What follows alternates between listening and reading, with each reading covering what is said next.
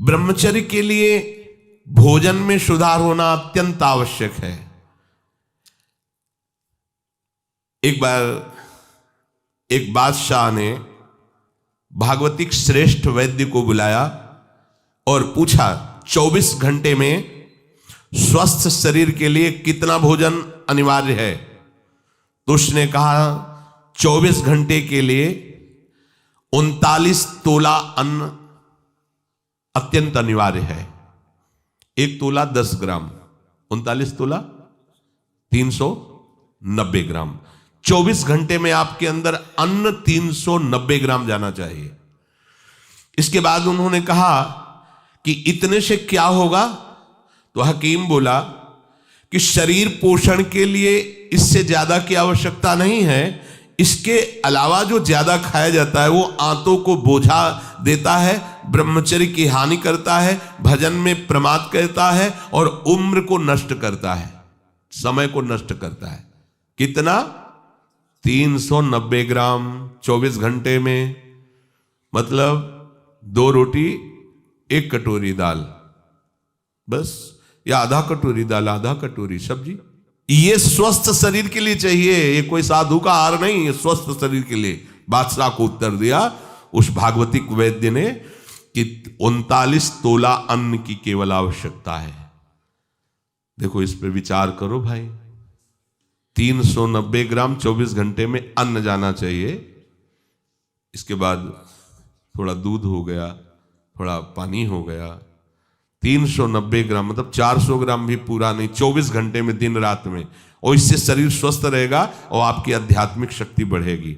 वे तो हम बार बार सत्संग में कहते हैं ज्यादा भोजन जो है ये ठीक नहीं है और उचित भोजन लीजिए। तो आज ये उचित भोजन का भी प्रमाण मिल गया कि 39 तोला भोजन करना है। देखो करके देखो एक बार, 39 तोला दोपहर में और 39 तोला शाम के, 2 बार में कर लीजिए। उपासक को आहार के लिए सावधान। इसके अलावा जो कुछ खाया जाता है वो सिर्फ हाथों को बोझा ढोने का काम दिया जाता है। 2 बार में संभल करके बुद्धिमान भाग्यवान उपासक इतने अन्न का ही सेवन करता है। 2 बार में 39 तोला की बात कह रहे हैं, 2 बार, बुद्धिमान और भाग्यवान। और महामूर्ख और अभागा वो अधिक भरता है आंतों में। इसमें वाणी जी में लिखा महामूर्ख है वो, क्योंकि बेमतलब बोझा भरे जा रहे। देखो भोजन तुम्हें तार देगा और भोजन तुम्हें मार देगा। तंदुरुस्ती के लिए, स्वस्थता के लिए और भजन के लिए जितना बताया गया उतना ही भोजन करना चाहिए। जीने के लिए खाओ, खाने के लिए मत जियो। तो ये कोशिश करो। एक टाइम के लिए 39 तोला और दूसरे टाइम हम वैद्य जी एक दिन एक बार के लिए कहे ना 24 घंटे में 2 बार को इसको विभाजित कर दे, तो इसे हम छूट देते हैं। 400 ग्राम अन्न दोनों टाइम ले लो, 800 ग्राम होता है। ठीक है, एक बार देखो ना करके, बहुत शांति मिलेगी, इससे लाभ मिलेगा। सच्ची बात मानना, भोजन का बहुत बड़ा प्रभाव होता है। ठीक है, अब इसमें कह रहे हैं कि आहार में क्या लेना है। वजन तो तय हो गया। अब आहार में कह रहे हैं कि सात्विक आहार ही ब्रह्मचर्य को पुष्ट करता है, नहीं तो ब्रह्मचर्य को नष्ट कर देता है। राजसिक और तामसिक आहार ब्रह्मचारी व्रत निर्वाह के लिए नहीं लेना चाहिए। रसीला, हल्का मतलब सुपाच्य और मधुर, और गेहूं, चावल, जौ, साठी, मूंग, अरहर, चना, दूध, अल्प मात्रा में घी, चीनी, सेंधा नमक या पके हुए ऋतु फल, ये ब्रह्मचर्य में सहायक आहार है। समझ लेना। राजसिक आहार गर्मा गर्म धुआं निकलता हुआ नहीं पाना चाहिए, ये हानिकारक होता है। जैसे लोग नहीं होते गर्मा गर्म एकदम ऐसे, वो कितना भी सात्विक अन्न हो वो तामसिक बन जाएगा, उसे नहीं पाना चाहिए। कोई भी साधक ऐसे चाय भी पियो, थोड़ा सा हल्का सा उसका गर्मपन निकल जाए, एकदम धुआं निकलता हुआ नहीं, ऐसा। अब देखिए त्याज्य आहार, जो उपासक को नहीं करना चाहिए। अत्यंत गर्म कढ़ाई से निकला हुआ एकदम पकोड़ा गर्मा गर्म से, ये राक्षसी प्रवृत्ति है, नहीं पाना चाहिए। अच्छा, अपने लोगों को तो गर्मा गर्म भाग्य में नहीं लिखा है, क्यों? क्योंकि पहले प्रियाजू पाएंगे, तो प्रियाजू को गर्मा गर्म थोड़ी लगाएंगे, पहले योग्य उसको बनाओ पाने के, मतलब हल्का सा गर्म रह जाए, फिर श्री जी को भोग लगाओ, 20 मिनट भोग लगाओ, हो गया सब काम। इसके बाद प्रसाद रूप में पालो तो स्वाद वाली बात ही नहीं रह जाएगी, परम स्वाद आ जाएगा, क्योंकि प्रियाजू ने पाया है। अत्यंत उष्ण और लाल मिर्च पर ये एकदम तेल उतरा रहा है सब्जी में, लाल लाल ऊपर नहीं होता जिससे ऐसे, ये ब्रह्मचर्य के लिए हानिकारक है। साधु साधक उपासक चाहे गृहस्थ हो चाहे विरक्त मत पाना। लाल मिर्च पड़ी हुई और खूब ऑयल दिखाई दे रहा है ऊपर से, नहीं पाना। और अत्यंत नमकीन और अति अधिक मीठा, मीठा सात्विक में ऊपर में वर्णन किया गया है, पर अधिक मीठा। अब पता चला गुलाब जामुन आ गए तो 10, 12, 15 तक कोई बात ही नहीं है, खीर आदि हलवा आदि समेटते चले जा। भैया ये कोई गोदाम थोड़ी है, आते हैं थोड़ा उचित पाल हो गया। अब 400 वाली बात है तो जो अगर खीर अच्छी लगती है तो सब बंद कर दो, 400 ग्राम खीर पी लो। हलवा अच्छा लगता है तो ठीक है, कुछ मत लो, केवल हलवा ले लो, 400 ग्राम पालो, कोई बात नहीं, बिना औषधि के पच जाएगा, आप देख लेना, बहुत बढ़िया रहेगा। और आप सात्विक रहेंगे, आपका चिंतन बनेगा, नींद नहीं आएगी। चटपटा नहीं, ये नींबू डाल करके, थोड़ी इमली डाल करके, थोड़ी आम का अमृत डाल करके, ऐसे ये साधु, ये बहुत खतरनाक ब्रह्मचर्य के लिए। आम का आमचूल, इमली, ये बहुत खतरनाक है, बिल्कुल नहीं, अपने खान पान में इनका प्रयोग नहीं होना चाहिए। और अत्यंत तेल युक्त गरिष्ठ पूड़ी, कचौड़ी, मालपुआ और हींग पड़ा हुआ निषेध है। भगवत मार्ग में ये हींग को निषेध किया गया है। जो 4 जगह उस ब्रह्म हत्या को विभाजित किया गया, वो शास्त्र में पढ़ा। एक था मरुभूमि, ऊषर भूमि, दूसरा था वृक्षों में गोन, तीसरा माताओं बहनों में मासिक धर्म, चौथा जल में फेन बुदबुदा। ये 4 जगह उससे विभाजित किया गया। ऐसे ही स्नान के लिए है कि जल में जब जाए तो ऐसे ऊपर की परत को ऐसे हटावे, भले कुछ नहीं, पर उसका सिद्धांत, तब डुबकी लगा, दोनों हाथ से ऐसे करके फिर डुबकी लगा। ऊषर भूमि में किसी भी मंगल अनुष्ठान के लिए निषेध किया गया है, और वृक्षों की गोंद परमार्थिक उपासकों के लिए निषेध किया गया है, इसीलिए इसमें हींग को भी निषेध कर रहे हैं। और हींग वैसे ही बहुत गर्म तासीर होती है, अपने को नहीं पाना। प्याज, लहसुन, गाजर, उड़द, मसाला बाजार का बना हुआ जैसे मीट मसाला और ये सब, ऐसे नहीं, ये नहीं। और तमोगुणी में मांस, मछली और आदि आदि, अंडा, शराब, चाय, काफी तमोगुण में रखा है, उसी लाइन में रखा है जिसमें निषेध रखा है। चाय, काफी, डाफी भी कोई होता है क्या? नहीं, काफी तो अलग लिखा है, डाफी अलग लिखा है, तो डाफी तो हम तो जलते ले। फिर लिखा कोकीन, चरस, ये सब तमोगुणी में है। और घोर तमोगुणी, घोर तमोगुणी बासी भोजन नहीं पाना चाहिए। जैसे कल का बना हुआ रखा हुआ है, फिर आजकल चलता है ना कि उसमें बिजली वाली वो एक छोटा सा ऐसे आता है, उसमें ऐसे अंदर रख दो, गर्म हो जाता है।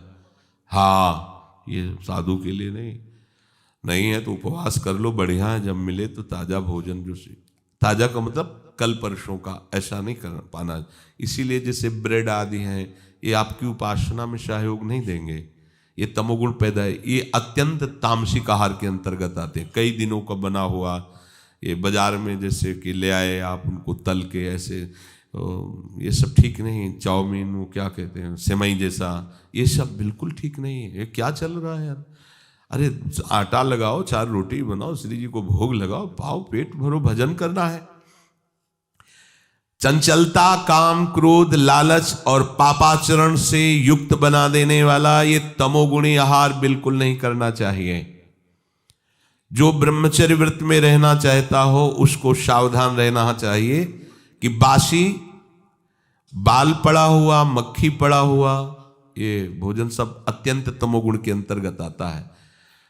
दुर्गंध हो गया है या अपना वो स्वरूप बिगाड़ दिया है भोजन ने, फिर भी आप उसे भोजन, या घृणित निंदनीय पुरुषों द्वारा बनाया हुआ ताजा भोजन, घृणित आचरण वाला निंदनीय पुरुषों द्वारा बनाया हुआ ताजा भोजन, वो भी घोर तमोगुण होता है।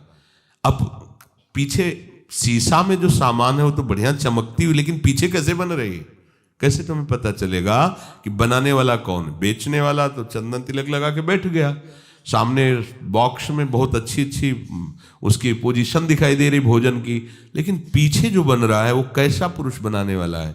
इसलिए उपासक को खास बात ध्यान रखनी चाहिए कि मांग के भले किसी के यहाँ से पालो, लेकिन बाजार का भोजन नहीं ठीक है। आप समझो इस बात को, एक दिन पाओगे, 10 दिन के लिए तुम्हारी बुद्धि बिगड़ जाएगी। तामसिक आहार राक्षसी बुद्धि पैदा करता है, राक्षसी बुद्धि। ऐसा रोगी, दुखी, बुद्धिहीन, क्रोधी, लालची, आलसी, दरिद्र स्वभाव, अधर्मी, पापाचरण, अल्पायु हो जाता है जो ये तामसिक भोजन करता है। तामसिक भोजन में एक बात फिर सुन लीजिए, बोले हींग, प्याज, लहसुन और मीट मसाला, मांस, मछली, अंडा, शराब, चाय, कॉफी, कोकीन, चरस, बासी आहार, रसहीन, गला हुआ, दुर्गंधित और घृणित निंदनीय पुरुषों द्वारा बनाया हुआ ऐसा भोजन तामसिक है।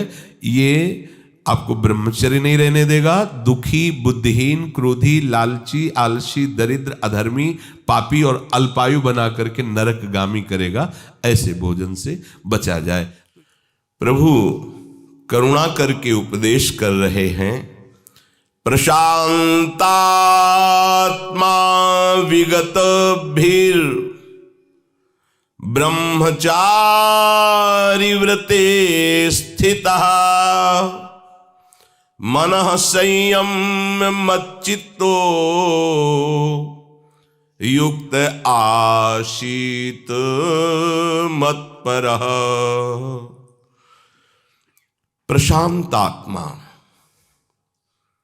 जिसका अंतःकरण किसी भी परिस्थिति में अशांत नहीं होता, चाहे कोई कितना उसे उत्तेजित करने की चेष्टा करे, उद्वेगित करने की चेष्टा करे, परेशान करे, निंदा करे, अपमान करे, पर उसके हृदय में हलचल नहीं होगी।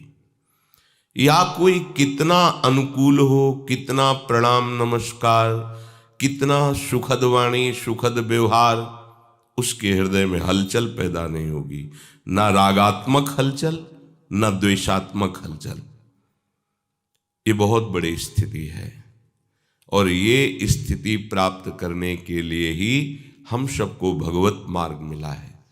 ये अध्यात्म ही एक ऐसी विद्या है जो आपको समस्त दुखों से बचा सकती है। और तो कितनी भी विद्या पढ़ लो, वो मायाकृत भ्रमात्मक सुखों को दिखा देगी जो दुख योनया है, जो दुखालयम के अंतर्गत है, और दुख ही दुख अनुभव कराएगी। एकमात्र आध्यात्मिक विद्या ही ऐसी है जो हर शरीरधारी को शांति प्रदान कर सकती है। जो अध्यात्म से नहीं जुड़े हैं उनके जीवन में कोई भी विकास या प्रकाश नजर नहीं आएगा। आपको सांसारिक उन्नति देखने को मिलेगी, लेकिन उनके हृदय में शांति, संयम, आनंद ये खोजने पर भी नहीं मिलेगा। फिर क्या, सारी सामग्री, सारे संबंध, सारी पद प्रतिष्ठा इसी की चाह से तो किया जाता है कि हमारे हृदय में शांति आ जाए, हमारे हृदय में एक विश्राम स्थिति आ जाए, एक आनंद स्थिति आ जाए, पर किसी को शांति नहीं। जितना ऐश्वर्य बढ़ता जाता है उससे आगे बढ़ने की आकांक्षा होती जाती है। जितना भोग भोगते जाते हैं और भोग भोगने की इच्छा होती है। जो भोगी है, ऐश्वर्य का संग्रह करने वाला है, जरा सा अपमान में वो क्रोधित हो जाएगा, जरा सा सम्मान में वो द्रवित हो जाएगा। क्षणे रुष्टा क्षणे तुष्टा, रुष्टा तुष्टा क्षणे क्षणे, क्षण क्षण में उसका परिवर्तन देखा जाता है। अभी वो अपना एक क्षण में पराया, एक क्षण में प्रसन्न, दूसरे क्षण में नाराज, अंतःकरण बिल्कुल हल्का हो जाता है। और जो भगवत मार्ग, अध्यात्म मार्ग का थोड़ा भी अनुसरण करेगा, उसमें सहनशीलता जागृत होने लगती है, विचार जागृत होने लगते हैं, विवेक जागृत हो जाता है। सामग्री, ऐश्वर्य, भोग ये ना होने पर भी वो परम सुखी अनुभव करता है अपने को, क्योंकि सुख प्रभु में है, माया में नहीं। प्रशांत आत्मा, ये जब तक तुम्हारे हृदय में किसी भी व्यक्ति वस्तु के प्रति थोड़ा भी राग रहेगा या द्वेष रहेगा, अनुकूलता में राग होता है, प्रतिकूलता में द्वेष, तो हृदय शांत नहीं कहा जा सकता। जब शांत भाव ही नहीं आया तो दास्य भाव, सख्य भाव, वात्सल्य भाव, गोपी भाव, सहचरी भाव, ये तो बहुत ऊंचाई की बात हो गई। पहले तो शांत भाव ही आना चाहिए। किसी भी घटना, परिस्थिति, व्यक्ति, वस्तु, स्थान का हमारे हृदय में हलचल ना होना, उद्वेग ना होना, विकार ना होना, चाहे जितनी अनुकूलता आ जाए हर्ष ना होना, चाहे जितनी प्रतिकूलता आ जाए शोक न होना, ये अध्यात्म विद्या से प्राप्त होता है। ये आध्यात्मिक शक्ति से सहा जाता है, ये लौकिक शक्ति से नहीं, ये रुपए पैसे से नहीं, ये जिम जाके शरीर पुष्ट करने से नहीं, ये नाना प्रकार के बड़े बड़े अंग रक्षक रखने से नहीं, या बड़ी बड़ी व्यवस्थाओं से नहीं। आपका हृदय भयभीत रहेगा, आपका हृदय अशांत रहेगा, राग द्वेष से जलता रहेगा तब तक जब तक आध्यात्मिक विद्या नहीं। और अगर आध्यात्मिक विद्या है तो आप खुद अपने में इतने समर्थ रहेंगे कि किसी अंग रक्षक की आवश्यकता नहीं। किसी भी भगवत प्रेमी महात्मा को, भगवत प्राप्त महात्मा को, भगवत तत्वबोध महात्मा को किसी अंग रक्षक की आवश्यकता नहीं होती है। सच्ची, जब तक हमें किसी और की रक्षा की जरूरत है तब तक आध्यात्मिक विद्या की प्रवीणता नहीं आई। इसीलिए ऐसा है, क्योंकि वो भय रहित हो जाता है। आगे श्री भगवान कहते हैं विगत भीर, भय रहित हो जाता है। वो जो अध्यात्म विद्या से युक्त हो गया है वो भय रहित हो जाता है। अध्यात्म विद्या हम क्यों नहीं धारण कर पाते, आगे भगवान वर्णन करते हैं। ब्रह्मचारी व्रते स्थितः, यदि आप ब्रह्मचारी नहीं हैं तो आप अध्यात्म विद्या को धारण नहीं कर सकते। ये वो विद्या नहीं है कि केवल बौद्धिक विद्या हो, कि बुद्धि के द्वारा आप रट लो, बुद्धि के द्वारा आप उसको समझ लो, ऐसी विद्या नहीं है। इसमें आपके एक एक आचरण, एक एक इंद्री जब शास्त्र सम्मत चलेगी तब आप अध्यात्म विद्या को जान पाएंगे। और अध्यात्म विद्या को जान गए तो ये स्वाभाविक सब आपके अधीन हो जाएंगे। ब्रह्मचारीवत स्थिता जो है वही निर्भय हो सकता है। ब्रह्मचारी के हृदय में एक ऐसी अध्यात्म शक्ति होती है, कहीं कोई कभी भय नहीं लगता, कहीं भी। अगर कभी भय का भी अवसर आता है तो उसकी जांच करता है, कहाँ भय है, कौन सा भय है, क्या है, थोड़ी ही देर में समाप्त।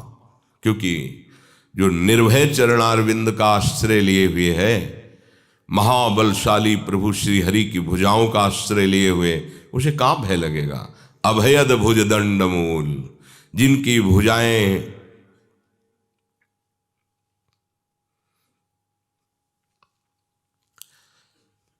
शरणागत को अभय प्रदान करने के लिए फड़कती रहती है।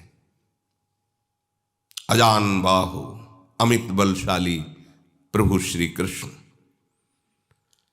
अपने भक्तों की रक्षा के लिए हर समय उनकी भुजाएं फड़कती रहती है जो उनके चरणों का आश्रित होता है। शरणागत अभय विरद पतित पावन बाने, व्यास से अति अधम आतुर को न समाने। स्वामी के गोरे चरणारविंद का अद्भुत प्रभाव अद्भुत शक्तियां अपने शरणागत की रक्षा करती रहती हैं। राधा किशोरी के ही अंश से जितनी महाशक्तियां हैं, कामाख्या, दुर्गा, अंबा, चामुंडा, ये महान महान शक्तियां सब लाडली जी के एक अंश से प्रकट हुई हैं। स्वामी जी के गोरे चरणारविंद में अनंत शक्तियां वास करती हैं, जिन चरणों को स्वयं महाबलशाली प्रभु श्री कृष्ण दैन्य होकर दुलार करते हैं। इन चरणों का जो आश्रय लिए हुए है, हाँ, शरणागत अभय विरद पतित पावन बाने। चाहे जितना कोई पतित हो, श्री राधा किशोरी के चरणों का आश्रय ले लिया तो अत्यंत दयालु, कृपालु, वात्सल्य समुद्र लाडली जो उसका कभी त्याग नहीं करती है। पतित पावन बाने, पतितों को पावन कर देना इनका स्वभाव है, इनके चरणों का प्रभाव है। भयभीत को अभय कर देना, चाहे जितना कोई अधम क्यों न हो, एक बार हमारी लाडली की शरण में आ जाए, हृदय से आ जाए, अन्य ठौर ना रखे तो बस हो गया, हो चाहे जैसा भी हो।